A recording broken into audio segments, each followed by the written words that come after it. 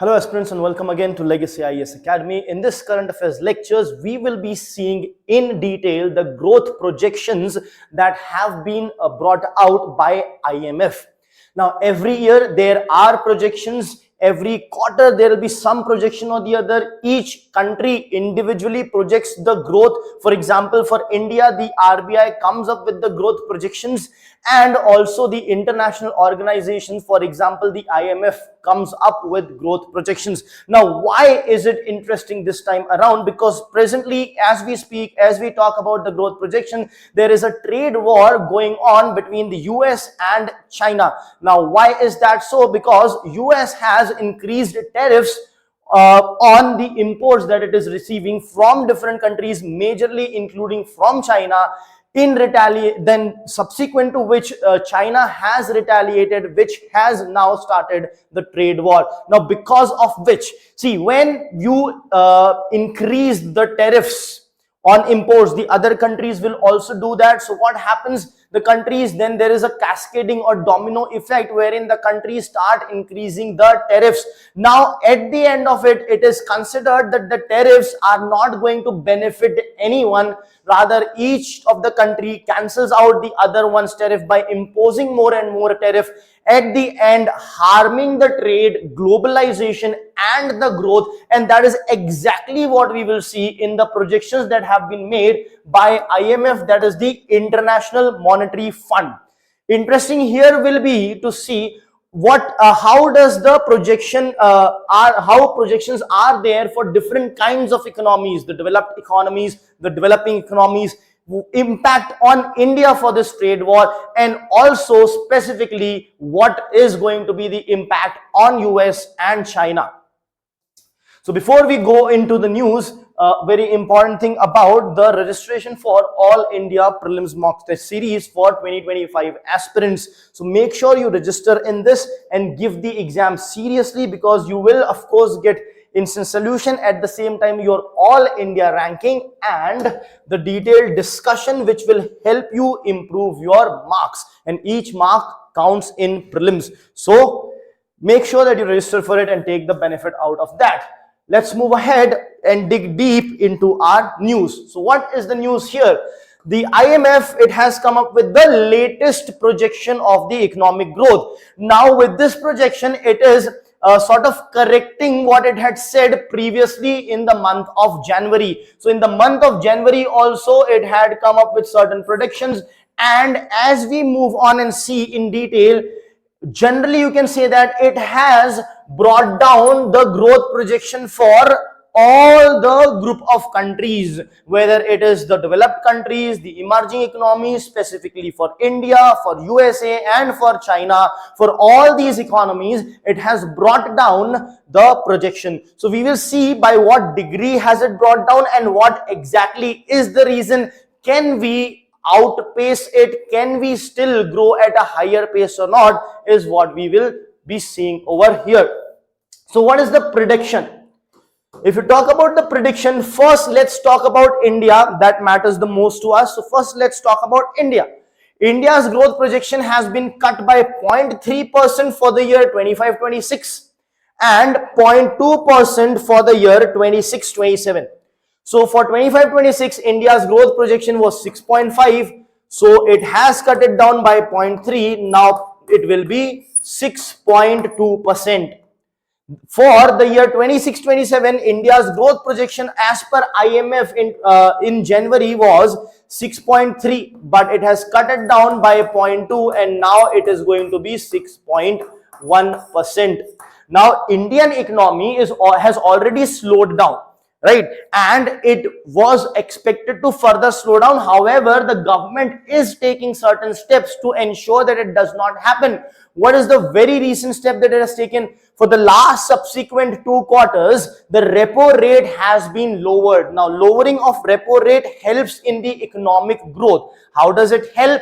What is repo rate? Repo rate is the rate at which the RBI gives short-term loans to the scheduled commercial banks. When that amount, that rate goes down, that means these loans for the scheduled commercial banks are cheaper. That means they can then pass on this benefit to the customer, to us, and we can get cheaper loans. When the loans are available at a cheaper rate, more people would want to take loans, more people would want to spend, more people would want to invest, thus leading the demand in the economy. And once the demand increases, the supply side would try to provide the production for the increased demand, thus leading to the increase in the production and hence the GDP. So this is how the growth rate will be impacted or affected positively with the lowering of the repo rate. Now, India took this step, bold step.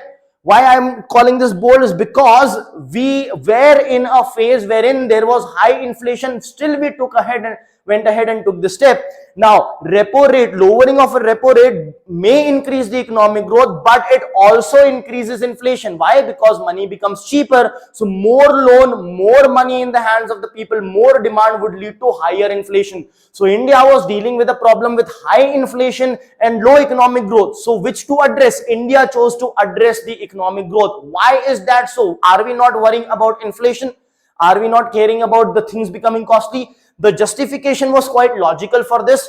The justification lies in economic survey also in chapter 4, in inflation chapter, wherein the economic survey has also said that the inflation in India presently is high due to high inflation in food, right? And in food also, specifically vegetables and horticultural crops, and in vegetable also specifically onions and tomatoes, and that is due to the high number of heat waves that have been there in the last year. So generally heat waves for 2020, 2021 were around 23-30, but in the year 23 and 24 there were 74 and 73 heat waves, as a result of which production has come down. That was on account of the presence of El Nino effect. Now that is subsiding and La Nina is coming, so we can see a downfall in the heat waves and an increase in production of these food items in general, and onion, tomato, vegetables in particular, as a result of which it is estimated that the inflation is going to take care of itself.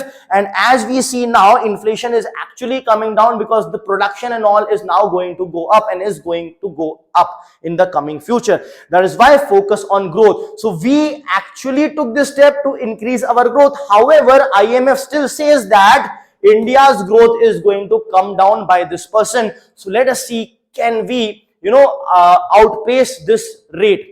Now generally India has done that previously also. You will see if IMF says 6.2, we grow slightly by a higher percentage than that, and generally the growth rate is that or slightly more. It never goes, it hardly goes below that. So India does well in economic growth. That is generally due to the presence of huge amount of internal demand that we have on account of huge population and the increasing purchasing power of the people. So that was about India. Now let's move on. Now let's move on to other countries. So India's growth cut, of course, is there. Reason India's growth cut is there, but it is still relatively more stable.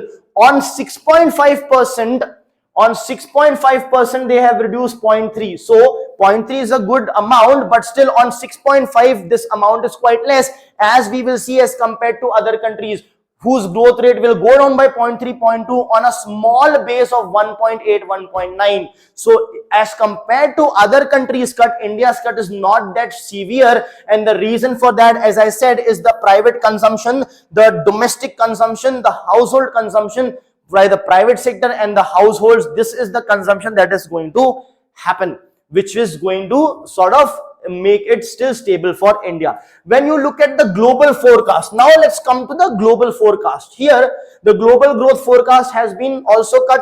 It has been cut by 0.5%. Now 0.5% point, it has been cut by 0.5% point to 2.8. That means it was supposed to be growing at a rate of 3.3, but you have reduced it by 0.5, so now it will grow only by 2.8.